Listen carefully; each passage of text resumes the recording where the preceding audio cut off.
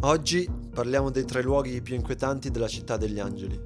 Un hotel con una storia di morte e crimine reale, un ponte legato a decenni di suicidi e una casa rimasta chiusa dopo un omicidio. Queste non sono leggende, sono fatti reali. Ed io vi do il benvenuto a The Lake Hut.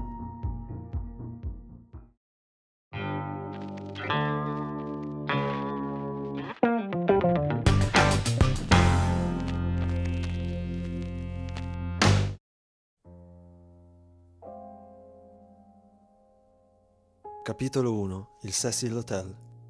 Nel cuore di downtown Los Angeles, tra vicoli stretti e palazzi in cemento, si erge un edificio che sembra sospeso tra passato e presente, il Cecil Hotel. Aperto nel 1924, nasce con l'ambizione di essere un albergo elegante e moderno, pensato per viaggiatori d'affari, turisti e visitatori della città che stava vivendo un periodo di rapida espansione. La facciata in mattoni, l'ingresso monumentale, il portone in legno con lampadario in ottone, tutto parlava di stile e aspirazione di prestigio. Ma dietro la facciata si nascondeva un'altra Los Angeles, una città che brulicava di opportunità e di miseria, di sogni infranti e di disperazione silenziosa. Fin dai primi anni il Cecil diventa più di un semplice albergo.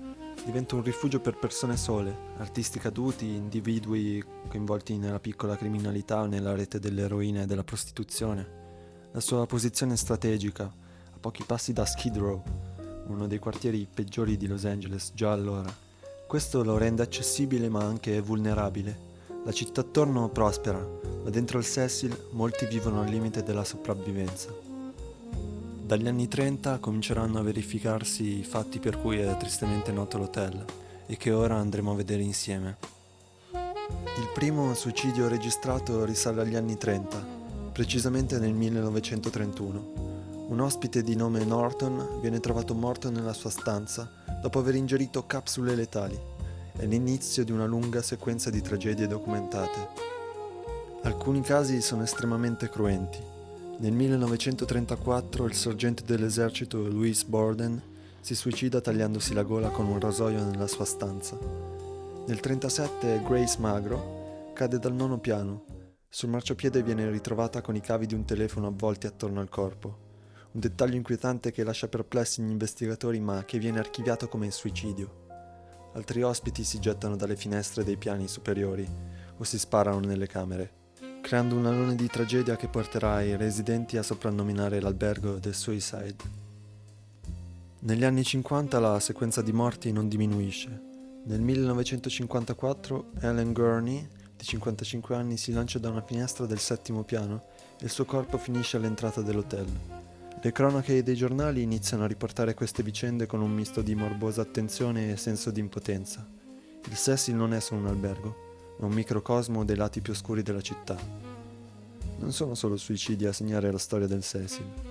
Nel 1964 una delle morti più documentate riguarda Goldie Osgood, anziana residente e figura amata a Pershing Square, dove dava da mangiare ai piccioni.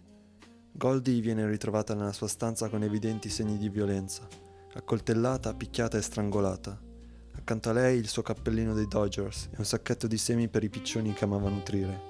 Il suo omicidio non verrà mai risolto. Un caso altrettanto drammatico avviene qualche anno prima, nel 1944. Dorothy Jean Purcell, una giovane di 19 anni, durante il soggiorno al Cecil dà alla luce un bambino che crede morto e lo getta dalla piccola finestra del bagno verso il tetto di un edificio vicino. Viene processata e assolta per motivi di insanità mentale. La vicenda fa il giro dei giornali per la sua crudeltà e la profondità della disperazione che emerge da quella scelta tragica. Negli anni '80 l'albergo entra nel radar della criminalità più grave. Richard Ramirez, il famigerato serial killer noto come The Night Stalker, soggiorna al Cecil per alcune settimane durante la sua scia di omicidi. Approfitta della posizione centrale dell'hotel e della vicinanza a Skid Row per nascondersi e muoversi senza essere notato fino alla sua cattura nel 1985. Negli anni 90 un altro assassino, l'austriaco Jack Unterweger, utilizza il Cecil come rifugio durante i suoi soggiorni a Los Angeles, dove strangola alcune prostitute prima di essere arrestato una volta tornato in Europa. Ancora una volta il Cecil diventa teatro di crimini veri, senza alcun elemento di fantasia. Il caso che porta il Cecil alla ribalta mondiale è però molto più recente. Nel 2013 la giovane studentessa canadese Lisa Lam viene trovata morta all'interno di uno dei serbatoi d'acqua sul tetto. La polizia conclude per annegamento accidentale, ma i video di sorveglianza, in particolare quelli in cui Lam si muove nell'ascensore pochi minuti prima della scomparsa, attirano l'attenzione globale. La vicenda, documentata nei dettagli dalle autorità, diventa simbolo della fama sinistra dell'albergo ancora una volta.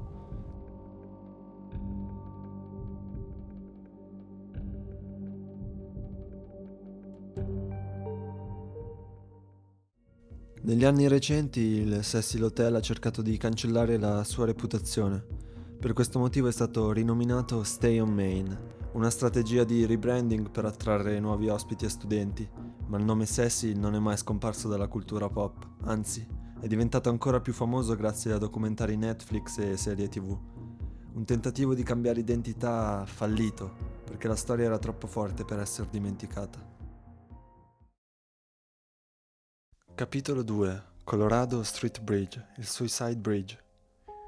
Nel cuore di Pasadena, tra l'eleganza delle colline e la vegetazione del Rojo Seco, sorge un ponte che agli occhi di chi passa sembra semplice, bello, perfetto per una foto all'alba o per una visita panoramica sulla valle sottostante.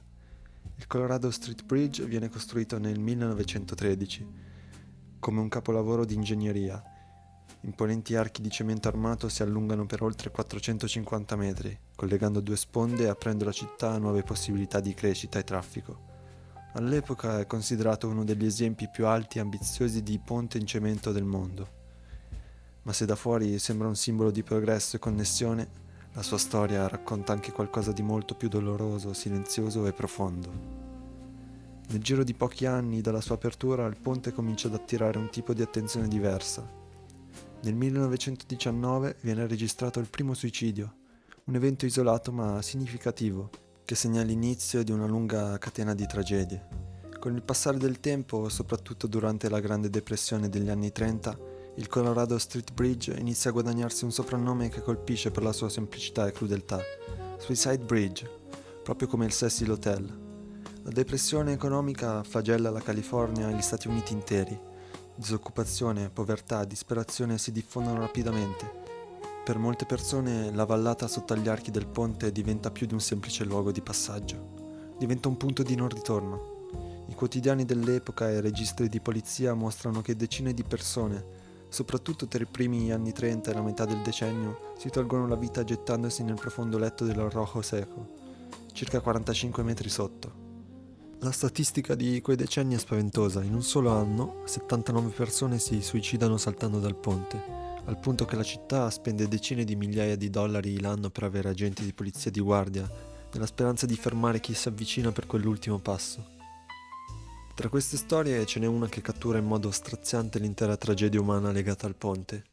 Il 1 maggio 1937, una giovane madre di 22 anni di nome Myrtle Ward, disoccupata, stremata dalla povertà e dalle difficoltà che la depressione aveva portato nella sua vita, prende con sé la sua bambina di 3 anni e la avvolge in un pesante cappotto di lana. Salta oltre la balaustra del ponte e si lascia cadere nel vuoto. Lei muore all'istante, la bambina miracolosamente sopravvive. Il cappotto si impiglia tra i rami degli alberi sottostanti, rallentando la sua caduta quel tanto che basta per salvarle la vita. È una storia che la cronaca non dimentica. La combinazione di disperazione, amore e tragedia porta quel singolo episodio a diventare simbolico di un fenomeno che affligge un'intera comunità.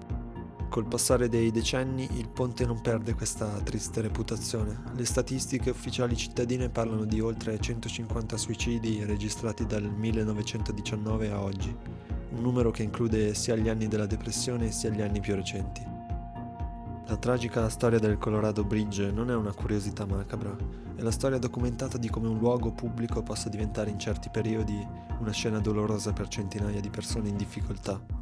È la storia di una comunità che ha visto troppi momenti tragici nello stesso punto geografico e che ha dovuto reagire cercando equilibrio tra bellezza architettonica, valore storico e responsabilità umana.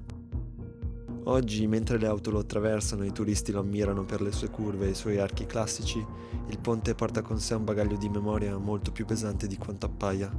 Ogni balaustra, ogni arco e ogni muro di cemento raccontano una storia umana di sofferenza. e della lunga, lenta lotta di una città per prevenire che quel dolore si ripeta. Il ponte è diventato famoso anche nel cinema moderno.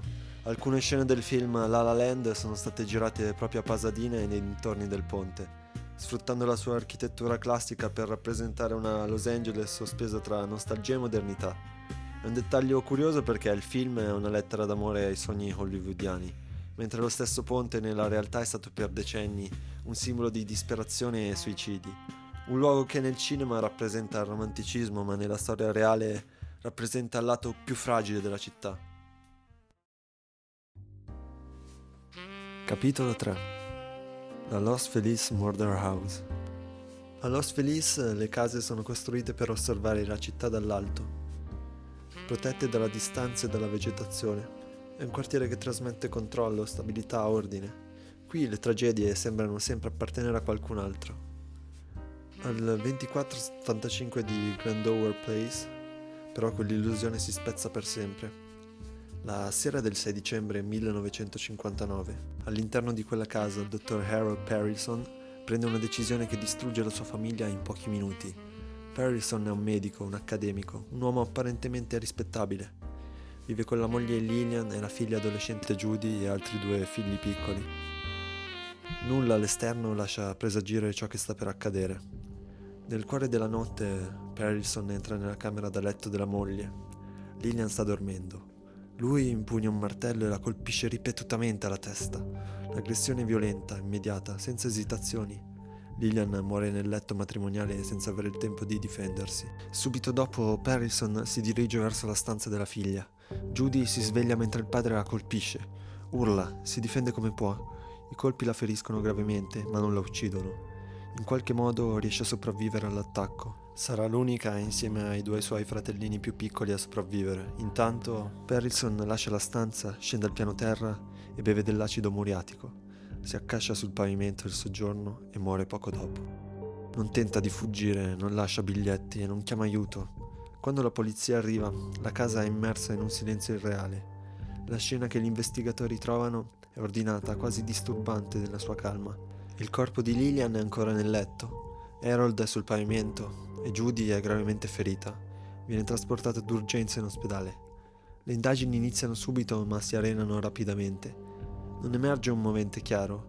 Parelson non aveva precedenti violenti e non era noto per problemi di alcol e droghe. Quello che viene ricostruito è un quadro di forte pressione psicologica. Aveva investito gran parte delle sue risorse economiche in un dispositivo medico sperimentale che riteneva rivoluzionario. Il progetto però fallisce, i debiti aumentano e le aspettative crollano, ma nulla nei fascicoli ufficiali spiega completamente la brutalità dell'atto. Judy Parelson sopravvive ma non parlerà mai pubblicamente di quella notte. Viene affidata a parenti e scompare dalla vita pubblica, non rilascerà mai interviste. La sua versione rimane quindi privata e protetta dal silenzio. E poi c'è la casa. Dopo l'omicidio accade qualcosa di insolito. La casa non viene venduta e non viene ristrutturata. Resta esattamente come era quella notte. Per anni, poi decenni, i mobili rimangono al loro posto. I vestiti negli armadi, i calendari restano appesi, fermi al 1959.